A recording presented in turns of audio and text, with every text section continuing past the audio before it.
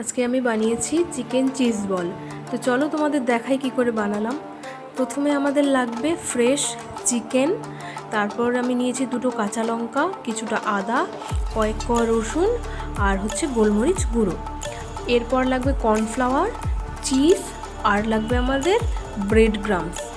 তো প্রথমে আমরা চিকেন, আদা, রসুন আর কাঁচা লঙ্কাটাকে মিহি একটা পেস্ট দিয়ে নেব। তো আমার মিহি পেস্ট দেওয়া হয়ে গেছে। এটাতে আমি এবার চিলি ফ্লেক্স মেশাবো। চিলি ফ্লেক্সটা আমি বাড়িতেই বানিয়েছি।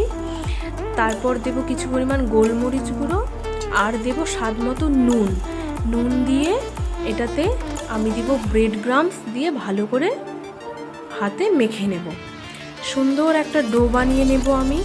তারপর আমি একটা বাটিতে কর্নফ্লাওয়ার দিয়ে সেটাতে গোলমরিচ এবং নুন মিশিয়ে ভালো করে গুলিয়ে নেব।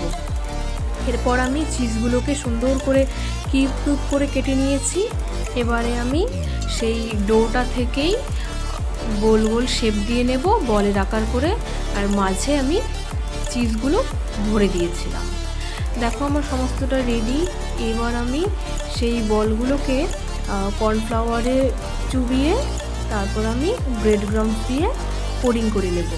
তবে আমি ডাবল কোটিং করেছিলাম, তোমরা চাইলে সিঙ্গেল কোটিংও করতে পারো। তো দেখো দেখতে এমন হয়েছে।